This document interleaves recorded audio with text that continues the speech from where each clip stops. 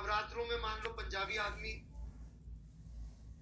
नहीं खा रहा खाना, चिकन नहीं खा रहा, तो इसका मतलब ये थोड़ी वो वेजिटेरियन हो गया।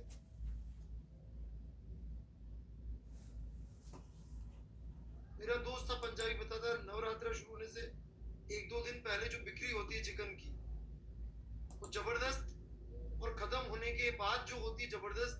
ओवरऑल आदमी ज्यादा खा जाता है उन 15 दिनों में, जितने दिन नवरात्र नहीं चलते तो वेजिटेरियन हो गया वो। जी बात भी है। कांस्टेंट फोर्स सेंट्रीपिटल कैसे हो जाएगा, मतलब सेंट्रल कैसे हो जाएगा? वो एक फिक्स डायरेक्शन की, वो एक पॉइंट की तरफ थोड़ी डायरेक्ट,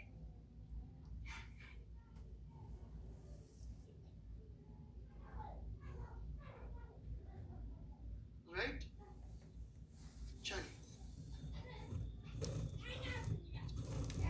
आगे बढ़े।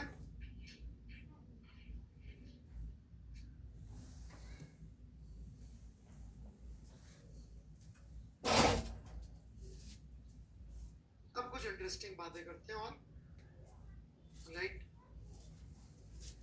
जैसे कि सबसे पहले फ्रिक्शन के बारे में, कि एक एक करके हम लोग सब ले रहे हैं, ठीक है? तो ग्रेविटी,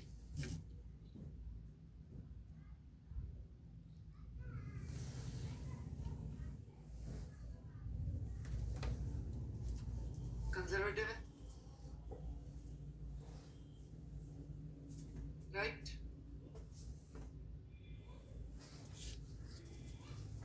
ठीक है। स्प्रिंग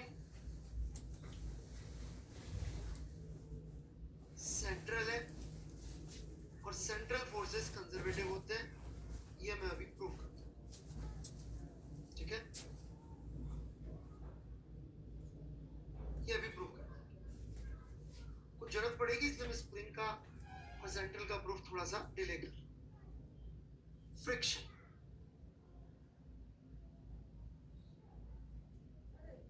इसमें भी मैं 2 टुकड़े कर लेता हूं, एक काइनेटिक, एक स्टैटिक।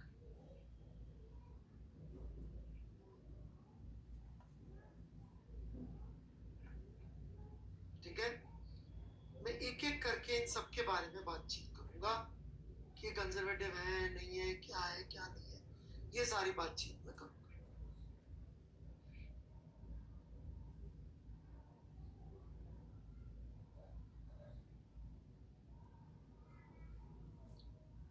ठीक है, शुरू करूं? चलिए, तो अलग अलग तरीके से प्रूफ किया जा सकता है, ठीक है? तो सबसे पहले मैं सेंट्रल फोर्स के लिए करके दिखाता हूं, फिर इन पे आऊंगा, फिर बाद में टेंशन और नॉर्मल पे भी आ जाऊंगा, ठीक है? सब पे बात करूं,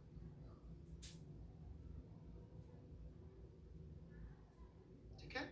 शुरू यहां से कर रहा हूं, फिर फर्स्ट पे भी जाऊंगा वापस से।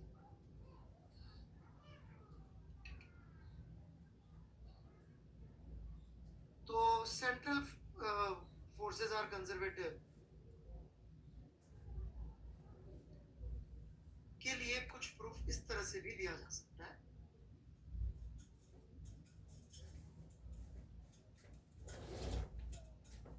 कि क्लोज पाथ में वर्क 0 प्रूव करना है मुझे, राइट?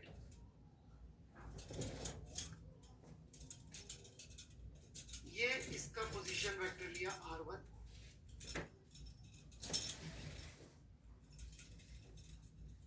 ये इसका डिस्प्लेसमेंट वेक्टर दिख रहा है आपको ds1, ds वेक्टर, राइट? ठीक है, इसको पोजीशन वेक्टर r कर देते हैं फिलहाल। नाउ पे अटेंशन, मैं इस ds वेक्टर को 2 टुकड़ों में तोड़ सकता हूं। This ds vector can very well be written as, ध्यान दीजिएगा प्लीज,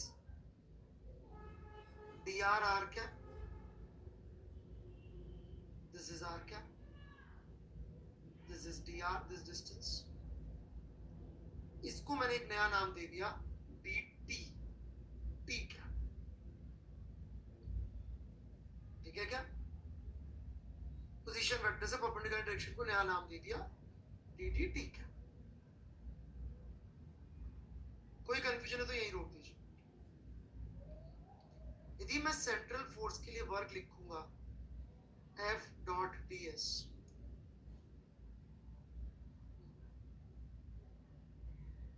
एफ मेरा होगा magnitude into direction dot D R R cap plus D T T cap dot product किया, this is what I get, क्योंकि R cap dot T cap तो zero हो जाएगा।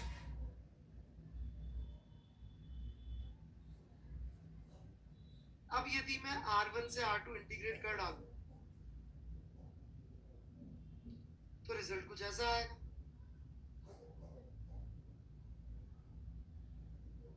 But यदि मैं घूम के वापस वहीं आ रहा हूं, if R2 becomes R equal to R1, work will become zero. This is going from 1 to 2. And if I calculate work from 2 to 1, it will be FR1 minus FR2. यदि मैं work done from 1 to 2 plus work done from 2 to 1 जोड़ूंगा तो zero आ जाएगा। Got it?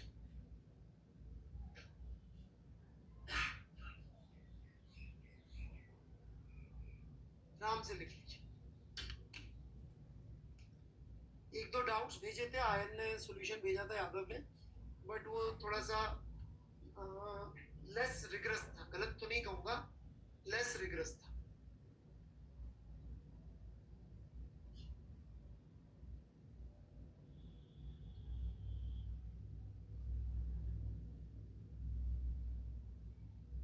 Soni ji पिछली class सुननी पड़ेगी आपको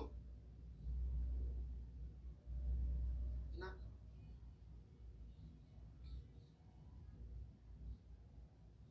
okay, सुनी है तो मैं एक डिफरेंस बताता हूँ। ये मेरा फेवरेट कैरेक्टर नॉवेल्स में शर्लॉक होम्स, ये डॉक्टर वॉटसन को कहता है you see and I observe, right? You must have heard my last class, but probably have not listened. This time, really listen. Don't just hear, listen.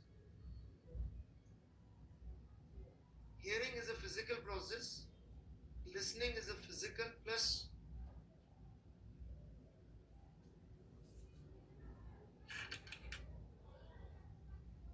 pay attention this time, मिल जाए। वो अभी भी लिख रहा है will hear it once more, मर गया।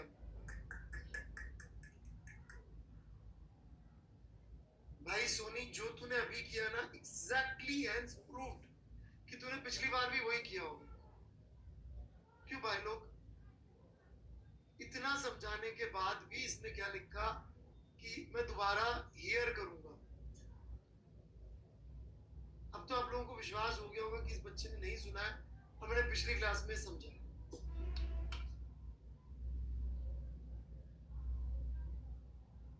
है भाई सोनी?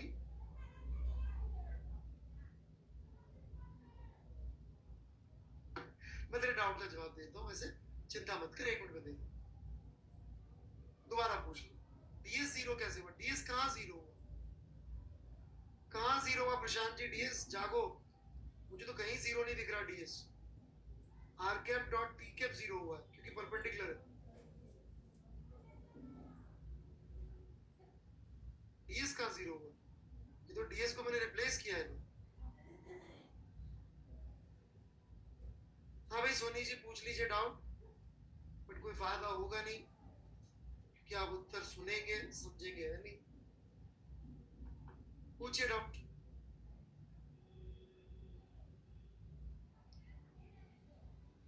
वर्क को 2 1 में इंटीग्रेट क्यों किया?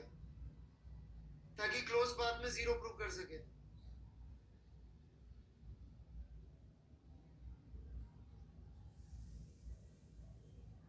रोज बाद में जीरो करने से क्या फायदा होगा सोनी जी?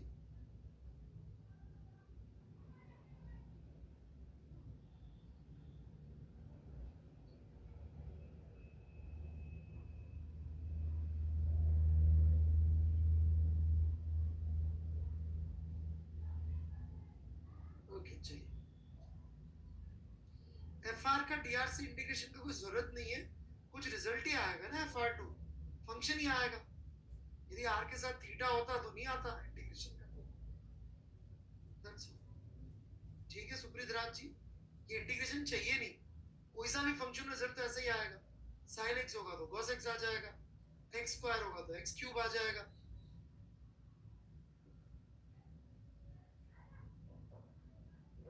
चलिए मैं आगे बढ़ूं।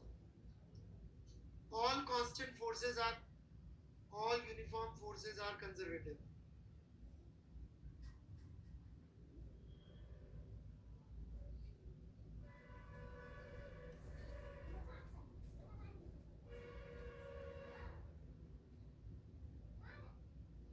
प्रूफ जल्दी।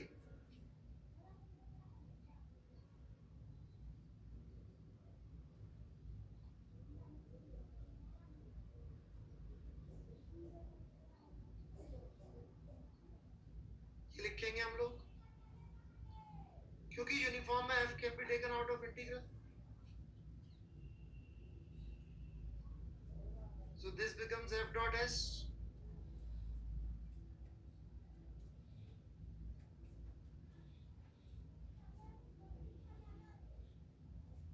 If this becomes f dot s, work done from 1 to 2 would be force vector dot r2 vector minus r1 vector, and work done from 2 to 1 would be f dot r1 minus r2. So work done from 1 to 2 plus work done from 2 to 1 would be 0, where this quantity may not be 0. Hence proved. कोई तकलीफ?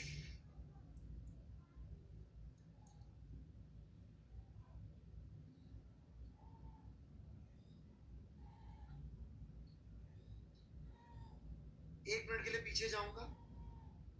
Gravity को conservative जब हमने prove किया है तो हमने mg vector वाली को किया है, मतलब सिंपली mg वाली को, ये वाली को, gmm by r स्क्वायर वाली अलग से कंजर्वेटिव है। ये हमने कांस्टेंट वाली को प्रूव किया अभी अभी, ये वाली सेंट्रल की वजह से और mg वाली कांस्टेंट की वजह से, राइट?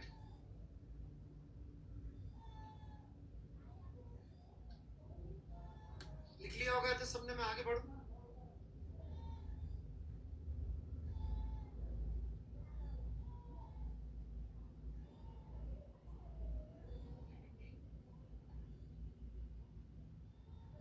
वाह सर, साफा थोड़ा लाते हो, थोड़ा सा क्या लिखना चाहते हैं?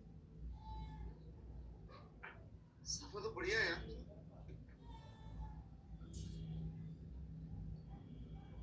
थोड़ा लेट, आप तो जल्दी आ गए भाई साहब, आधा घंटा। राइट, चलिए बढ़े आगे। Friction, kinetic friction,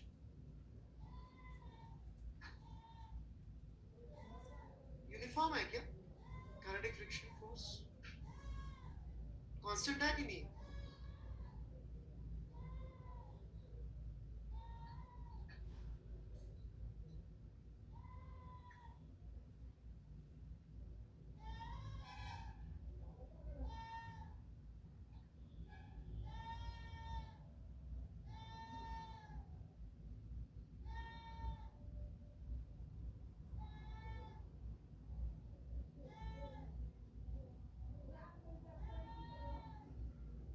Okay, wrong answer. It's not because of n. n वाली बात तो चलो ठीक है,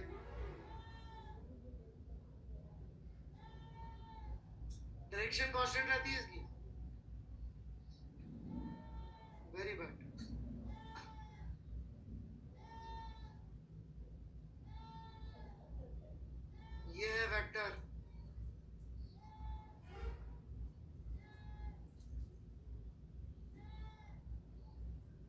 minus we cap.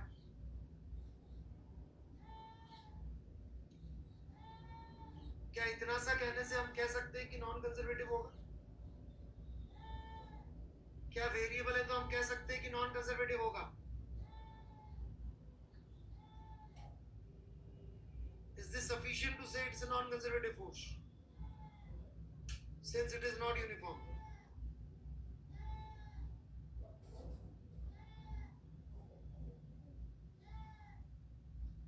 Very good.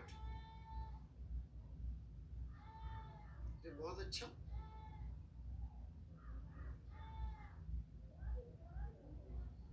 मुझे बाकियों का पता नहीं क्या चल रहा है, पर मेरी क्लास में बच्चे अच्छे हैं, अच्छे बच्चे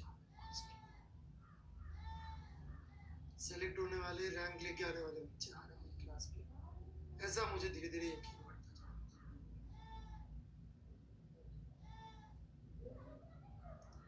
क्योंकि ये भी नॉन यूनिफॉर्म था। यूनिफॉर्म था क्या फोर्स? और कंजर्वेटिव आ गया। ये वाला यूनिफॉर्म था क्या? नहीं, कंजर्वेटिव आ गया। स्प्रिंग फोर्स यूनिफॉर्म था क्या? नहीं, कंजर्वेटिव आ गया। तो ध्यान से सुनना, all uniform forces are conservative but all conservative forces are not uniform.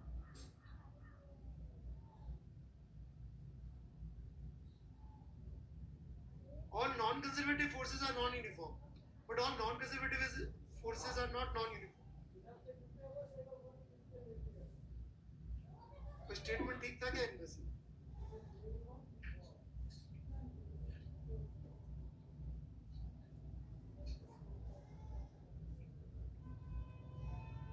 All uniform forces are conservative. Statement 1 true. All conservative forces are uniform. All uniform forces are conservative. True. All conservative forces are uniform. All conservative forces are uniform. False.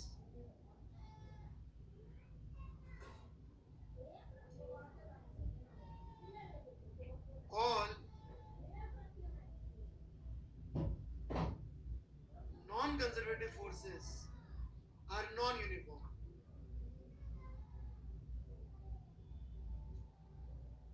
All non-conservative forces are non-uniform. True.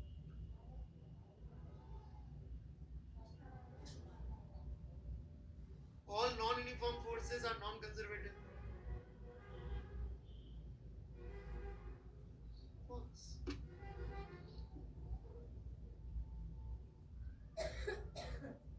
ठीक, you got it. Friction का proof करना बहुत आसान है। Top view, gravity ऐसे लग रही है, मैं ए से बी गया, एल चल के रफ सरफेस पे कितना वर्क किया ऐसे भी जाने में मैंने? Minus mu M G L. Agreed?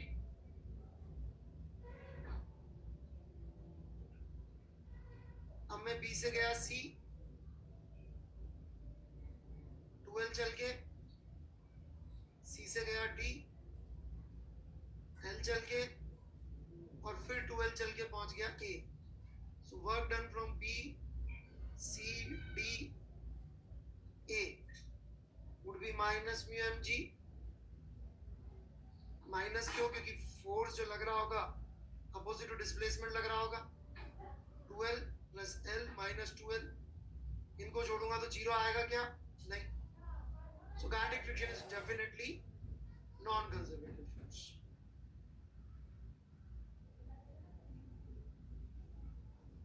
ठीक है?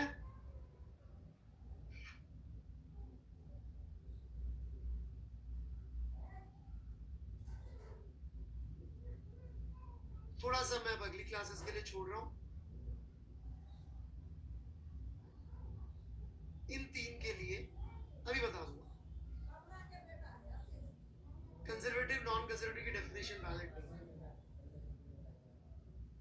हाँ शर्मा जी, खोल इन तीन के लिए ये नोट कॉम्बिनेशन इनवैलिड है, they can't be broken down. लिख लेना भाई, पहले ये लिख लो जो कह रहा हूं। ये तीन कंजर्वेटिव या नॉन कंजर्वेटिव में क्लासिफाई नहीं हो सकते।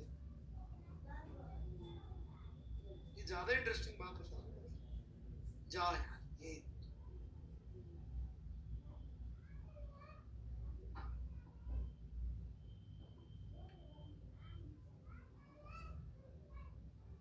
अब नहीं बताना नीरज जी, मैं अब आप करते हैं।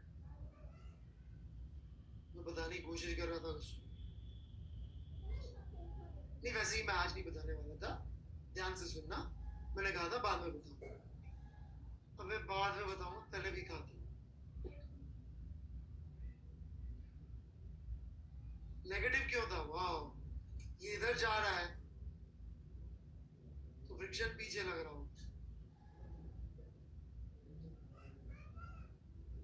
इधर जा रहा है तो भी फ्रिक्शन पीछे लग रहा हो। ठीक है, तो 5 फोर्सेस में से 2.5 को हमने क्लासिफाई कर लिया। आधा नॉन कंजर्वेटिव आया, 2 कंजर्वेटिव आया, 2.5 छूट गए। 2.5 के लिए मेरा क्या कहना है? वो कंजर्वेटिव या नॉन कंजर्वेटिव में क्लासिफाई नहीं हो सकता। 2.5 forces cannot be classified in conservative or non-conservative. ठीक है, that is more interesting actually.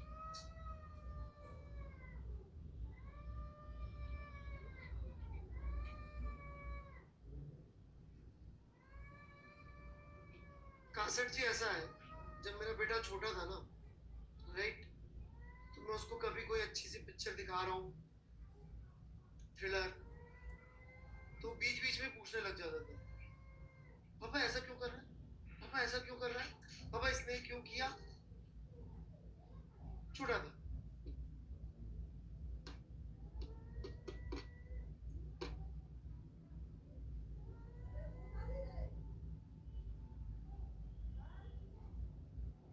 बड़ा हो गया तब नहीं पूछता, राइट। अब इंटरस्टेलर भी देख लेता है और इंसेप्शन भी देख लेता है, राइट, मैट्रिक्स भी देख लेता है, राइट। सो कासर जी, आप भी बड़े हो गए होंगे मेरे हिसाब से, है भाई?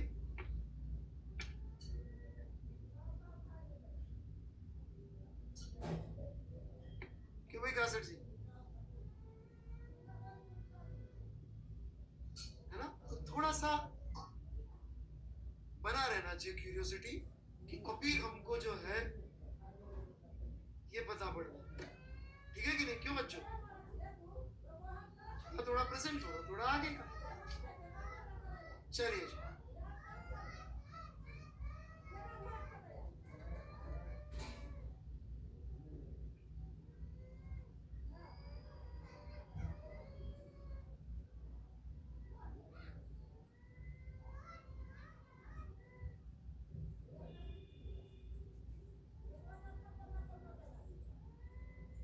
टेंजेंशियल फोर्स के लिए हम ऐसा लिख सकते हैं, जहां पे v इज स्पीड, याद आया? सर्कुलर मोशन बताया था।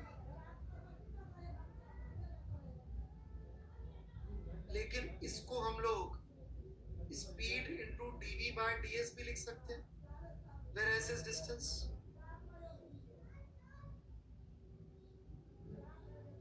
ds को उठा के मैं इधर ले गया, एक सिंगल पार्टिकल के लिए बातचीत चल रही है, इंटीग्रेट कर दिया, तो ये आ गया work done by all forces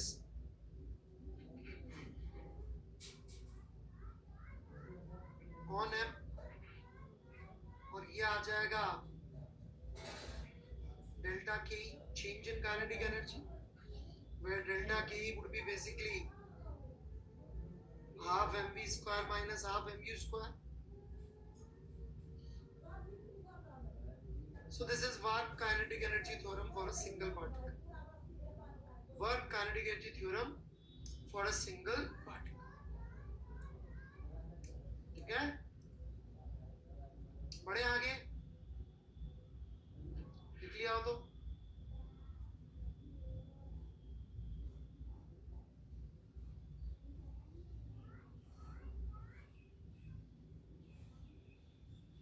cassette थी जब मैंने कहा था प्रोजेक्टाइल में फॉर्मूले मत रटो, सिर्फ कॉन्सेप्ट समझो। आपने देखा होगा शर्मा पांडे दुनिया भर की किताबों में फॉर्मूले दे रखे दुनिया भर के, इंक्लाइन के। तो थोड़ा थोड़ा शक हुआ था मुझ में कि सर छोड़ रहे कुछ चीजें, हुआ होगा ना थोड़ा सा कि सर कम पढ़ा रहे हैं। हाँ हाँ, सर्कुलर मोशन में आके कैसा लगा आपको?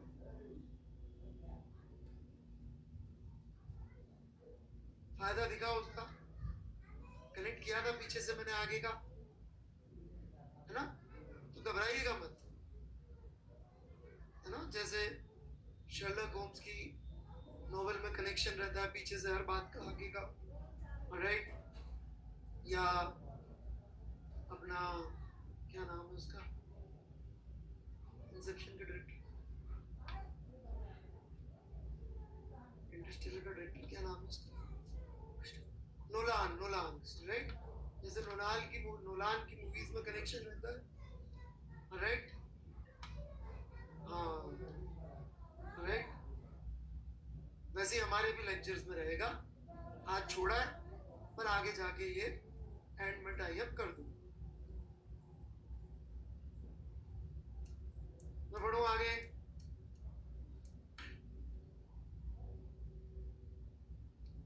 लीजिए आप लोगों के लिए one of my all time favourite questions from one of my all time favourite book.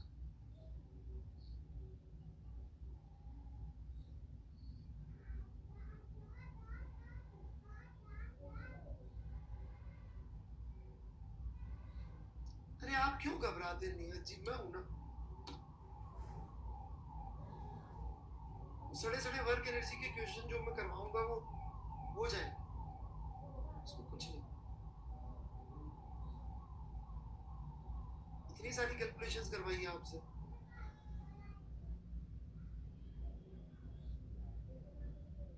ये किताब का नाम इरोडोव है।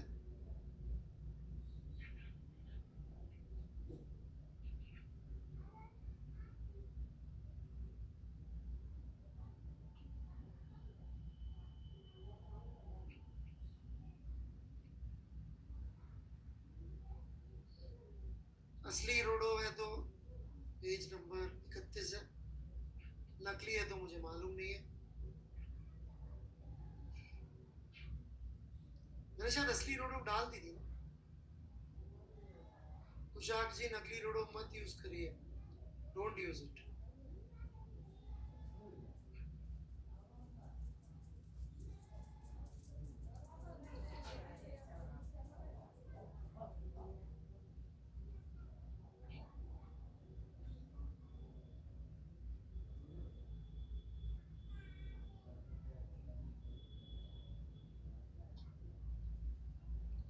करिए अटेम्प्ट, मैं 2 मिनट में आता हूँ। टेक योर टाइम, टाइम लगेगा सवाल में।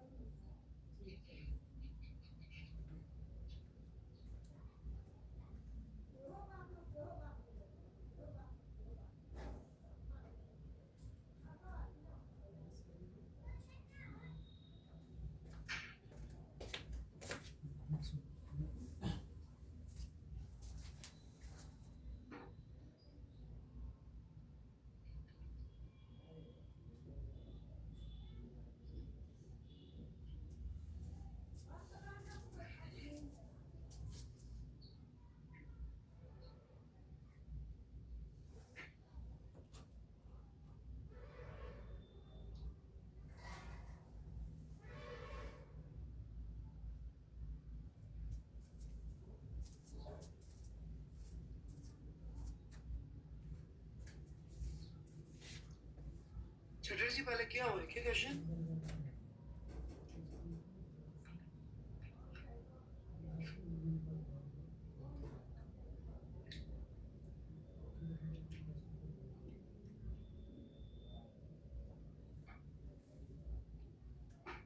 ओके,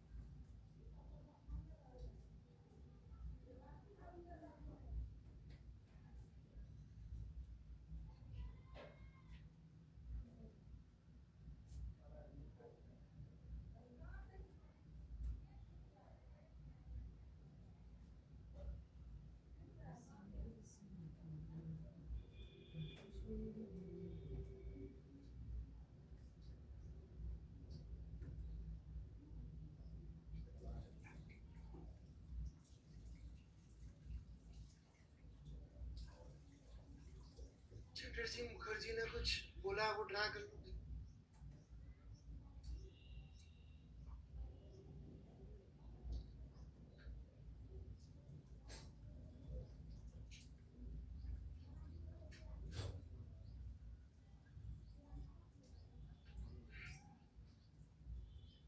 चलिए मैं शुरू करता हूँ इसका सॉल्यूशन।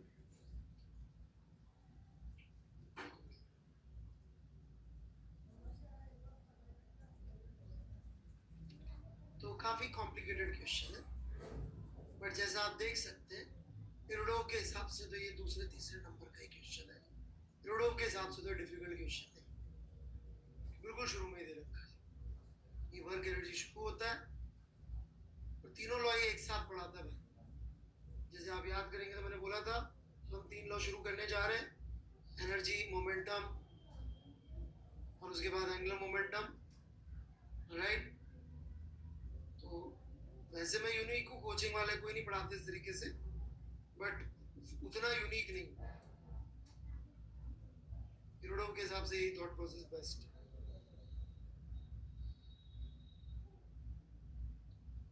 चलिए जी,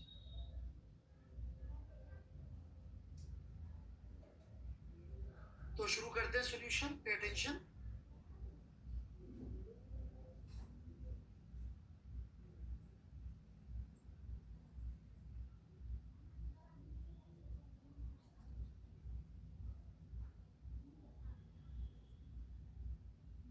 ये एक ब्लॉक को सवाल में ऐसा दे रखा है कि एक फोर्स F लगाया जा रहा है, एक कर्व सरफेस पे खींच के ले जाया जा रहा है, H ऊपर इस पॉइंट से इस पॉइंट तक, जिनके बीच का हॉरिजॉन्टल सेपरेशन L है, कोएफिशिएंट ऑफ फ्रिक्शन म्यू है, और वेरी स्लोली ये चल रहा है, वेरी स्लो। ठीक है, अभी भी अपन इस पे फोर्सेस देखें जो लग रहे होंगे। वो नॉर्मल फोर्स लग रहा होगा,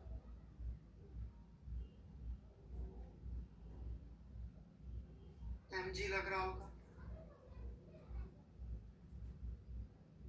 फ्रिक्शन लग रहा होगा। तो यदि हम इस पार्टिकल के लिए इक्वेशन लिखें,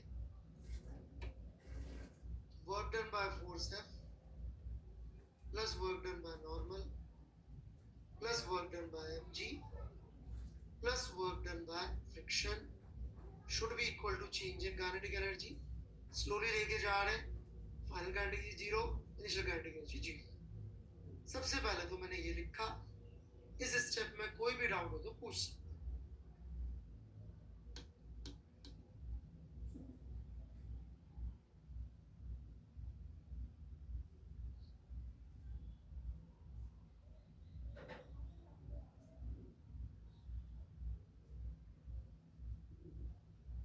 मीणा जी मैं जो बोलता हूँ वापस वही पूछ लेते हैं, क्या बोले आपको? स्लोली लेके जा रहे हैं, फाइनल 0 माइनस इनिशियल 0। इमीडिएट जो बोलता हूँ मैं, अगला सवाल आपका यही होता है कि आपने लास्ट में क्या?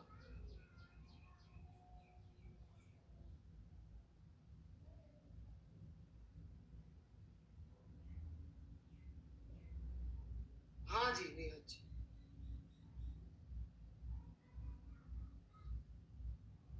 चलिए आगे बढ़ू मैं।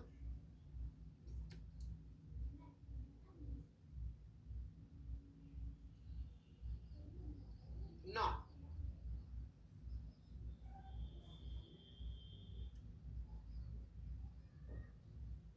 मैंने अभी तो बताया सवाल, खींच के लेके जा रहे हैं टेंजेंशियली, स्लोली लेके जा रहे हैं।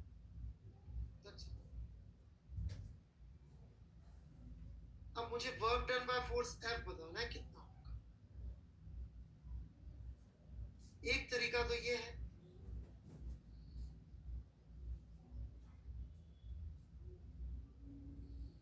कि मैं इसको डायरेक्टली निकालूं। दूसरा तरीका ये है, ये फोर्स अलग डायरेक्शन में होगा, बार बार मैग्नीट्यूड चेंज कर रहा होगा, बहुत सारी चीजें चेंज कर रहा होगा। मैं इन तीनों को अलग से निकाल लूं और उससे भी निकाल सकता हूं। अप्रोच समझ में आ रही है मेरी? मिस्टर रुद्रनाथ क्या डाउट है आपका? क्यों चला बना?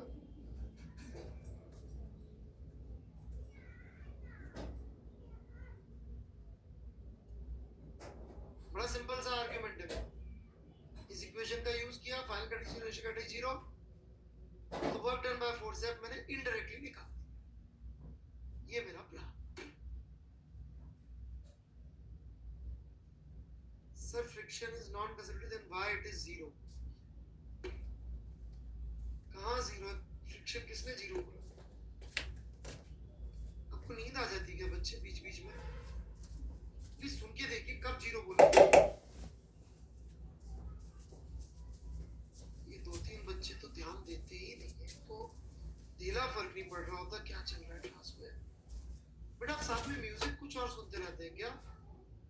Mister Meena, mister Pandey, because your questions are completely irrelevant. तो क्या क्या क्या तक क्या? It is final kinetic energy minus initial kinetic energy is moving slowly. इसको सॉल्व करना आराम से।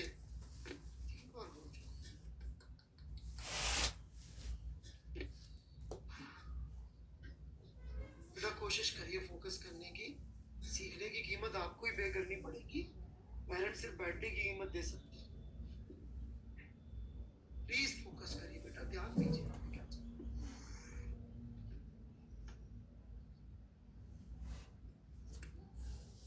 चलिए जी, वर्क डन बाय नॉर्मल, कोई है क्या बताने वाला? वर्क डन बाय नॉर्मल कितना आएगा? बहुत आसान है वर्क डन बाय नॉर्मल बताना। क्यों 0 आएगा work done by normal?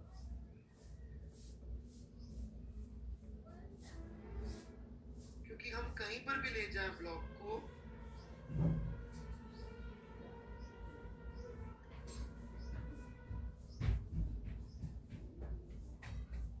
Displacement और नॉर्मल के बीच का एंगल कितना होगा? होगा कि नहीं होगा? नॉर्मल फोर्स डिस्प्लेसमेंट के perpendicular, so it would be work done by mg.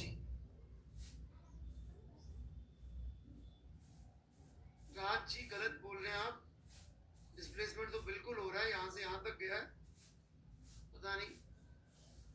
Work done bye MG निकालना बहुत आसान, कंजर्वेटिव है, राइट। यूनिफॉर्म फोर्स है, तो यूनिफॉर्म फोर्स का work done simply F dot S होता है।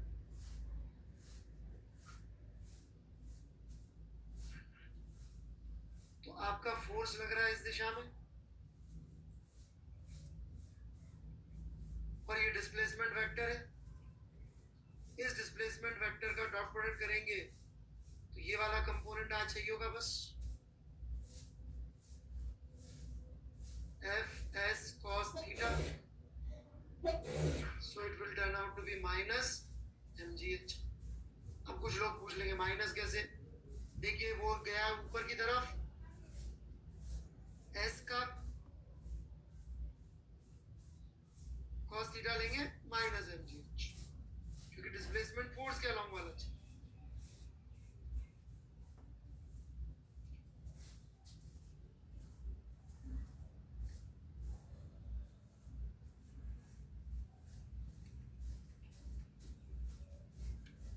नहीं समझ में आया तो पूछ लीजिएगा, जिस भी रीजन से पूछना है। ये तो कॉम्प्लेक्स है, ये इजी था जिसको 4 बार रिपीट किया, उस कॉम्प्लेक्स के चक्कर में ये डिफिकल्ट, इजी के चक्कर में डिफिकल्ट चीज ना पूछे तो गलत बात हो जाएगी। तो मीणा जी और कौन कौन है जो ध्यान नहीं दे रहे हैं, पूछना है तो फिर से पूछ लीजिए, कोई बात नहीं।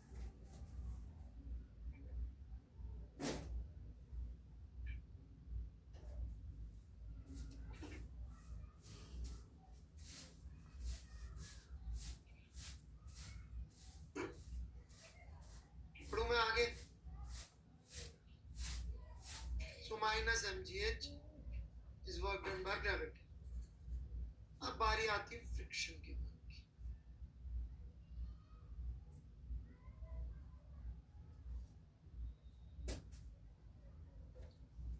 मुझे 5 मिनट और लगेंगे, क्लास को 15 मिनट तक एक्सटेंड करना अलाउड है। 5 मिनट मुझे लगेंगे, तो बिल्कुल पेशेंटली सुन लीजिएगा, राइट। अब वर्क डन बाय फ्रिक्शन कैसे निकाल,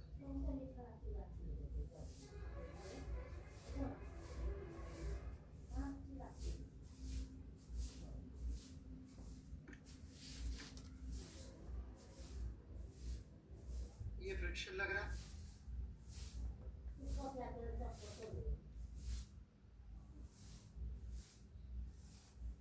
ये इस मोमेंट पे इसकी स्लोप होगी,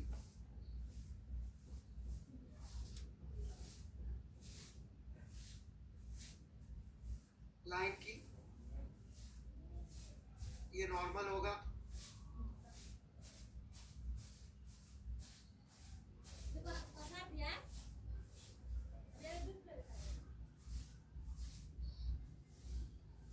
फ्रिक्शन की वैल्यू आएगी म्यू एन,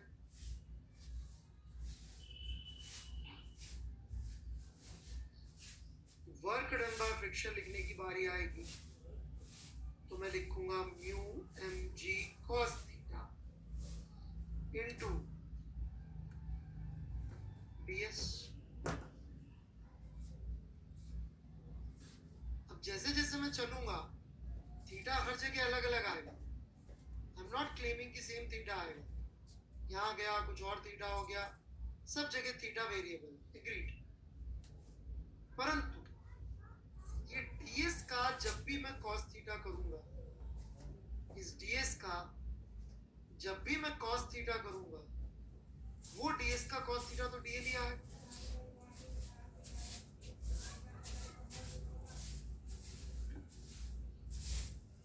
सुनिएगा, वेरी इंटरेस्टिंग पॉइंट, इस ds का cos थीटा तो हमेशा dl ही आएगा,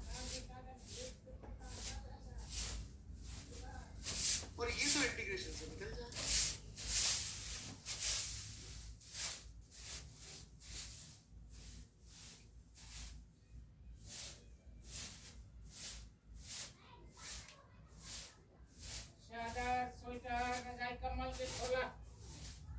सो ये हल्की सी ट्रिक इस सवाल में,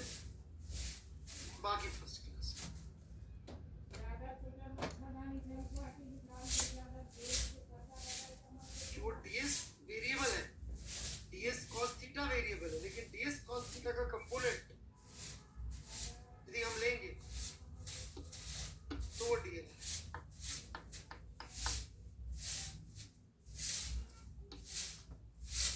अभी इसमें इरोडोव ने वो जो करा है वो है, अभी इसमें मेरा तड़का बाकी है।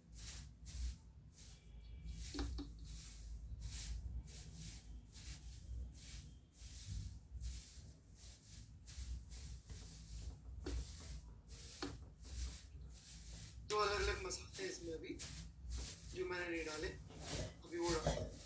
कोई डाउट हो तो पहले ये पूछ लीजिए। कैलकुलस दिखाने को लग रही है प्रशांत जी, कोई दिक्कत नहीं।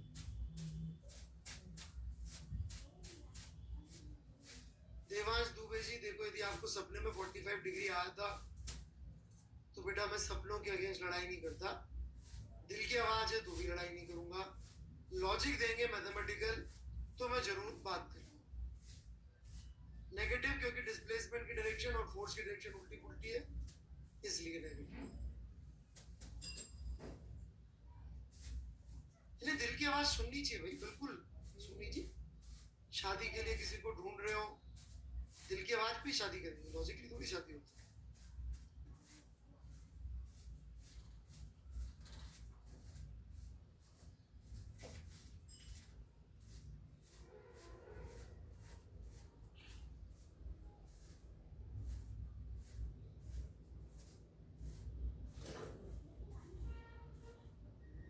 शादी लॉजिक वॉजिक से मत, शादी दिल की आवाज से, फिजिक्स लॉजिक से।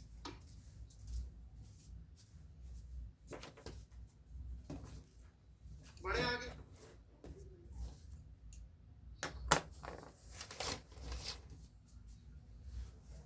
शादी और फिजिक्स बिल्कुल उल्टे पुल्टे, बस ऐसे समझ। दो इंटरेस्टिंग बातें। Interesting question number 1,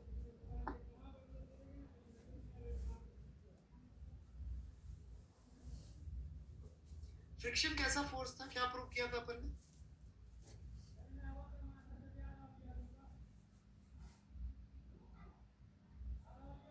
non conservative, right. यहां पे यदि मैं पाथ चेंज कर दूं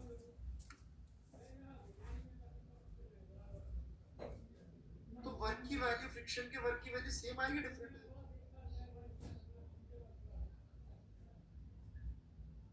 ये तो नॉन कंजर्वेटिव है ना, सेम आएगी बच्चों। डिपेंडेंट कहाँ आ रहा बच्चे पाथ पे?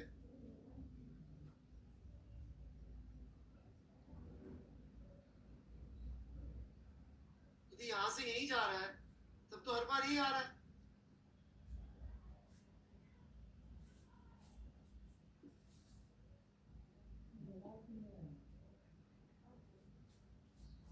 सोचिएगा। और इससे कठिन सवाल ये है, देखिए कोई इसका जवाब दे सकता है क्या? आधों को तो सवाल ही समझ में नहीं आएगा।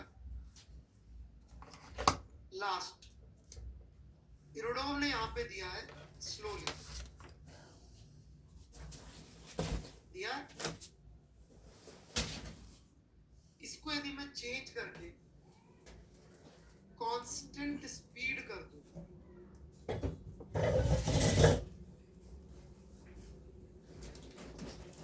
तो सॉल्यूशन में यहां पर मेरे हिसाब से तो कोई फर्क नहीं पड़ना चाहिए, क्योंकि यहां पे क्या बन जाएगा,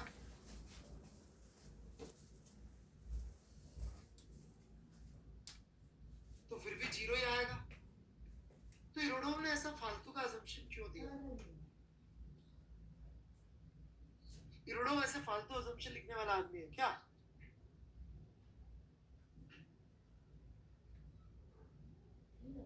ये मेरा तड़का है इस सवाल में।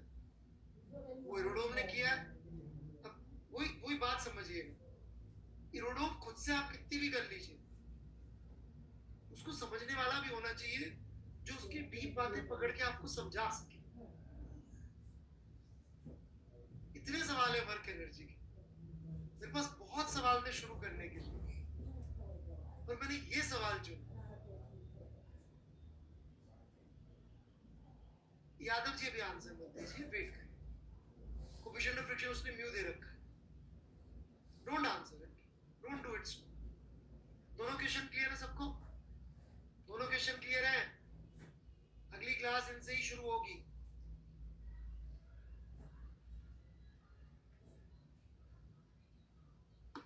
ठीक है, संडे है कल, सोचिएगा आराम से।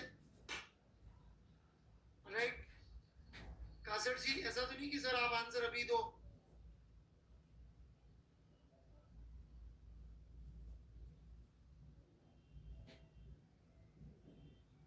नहीं ना? हाँ। चलिए, जाते जाते आपको एक बार फिर से देश के स्वतंत्रता दिवस की शुभकामनाएं। जय हिंद।